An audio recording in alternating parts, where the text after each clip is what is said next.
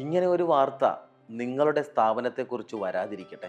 കേൾക്കുമ്പോൾ ബുദ്ധിമുട്ട് തോന്നുമെങ്കിലും എത്രയോ പത്രവാർത്തകൾ നമ്മൾ കണ്ടുകൊണ്ടിരിക്കുന്നു. നിങ്ങളുടെ സ്ഥാപനത്തിൽ ഒരു ഇലക്ട്രിക്കൽ ഫയർ സംഭവിക്കാൻ ചെറിയ ഒരു ഇലക്ട്രിക്കൽ സ്പാർക്ക് മതി.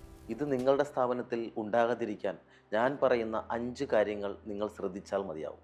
ലൂസ് ടെർമിനേഷൻ അമിത ചൂട് സൃഷ്ടിക്കുകയും അത് തീപിടുത്തത്തിന് കാരണമാകുകയും ചെയ്യുന്നു. നമ്മുടെ സർക്യൂട്ടിൽ ഓവർലോഡ് വരുമ്പോൾ വയറുകൾ ചൂടാകുകയും അത് തീപിടുത്തത്തിന് കാരണമാകുകയും ചെയ്യുന്നു. പഴകിയ കേബിളുകളുടെ ഇൻസുലേഷൻ നശിച്ച് ആ വയറുകൾ തീപിടുത്തത്തിന് കാരണമാകുന്നു. മെയിൻ പാനലുകൾ, ഡിസ്ട്രിബ്യൂഷൻ ബോർഡുകൾ, വയറിങ്ങുകൾ ഇവ സമയാസമയങ്ങളിൽ ചെക്ക് ചെയ്യാതിരിക്കുന്നത് ഇതുപോലെയുള്ള അപകടങ്ങൾ പതിയിരിക്കുന്നതിന് കാരണമാകുന്നു. പ്രൊട്ടക്ഷൻ റിലീസുകൾ, MCBകൾ, ELCBകൾ ഇവ ശരിയായി പ്രവർത്തിക്കാത്തത് ഇതുപോലെയുള്ള ഫയറിന് കാരണമാകാറുണ്ട്. ഇലക്ട്രിക് ഫയർ ഉണ്ടാകുമ്പോൾ നഷ്ടമാകുന്നത് ഇലക്ട്രിക്കൽ ഉപകരണങ്ങൾ മാത്രമല്ല, അതിലൂടെ ഉണ്ടാകുന്ന ഉൽപാദനം അതുമാത്രമല്ല, പല ജീവനുകൾ കൂടിയാണ്. മെയിൻ്റനൻസ് ഒരു ചെലവല്ല, അത് സുരക്ഷിതമായ ഒരു നിക്ഷേപ മാർഗം കൂടിയാണ്.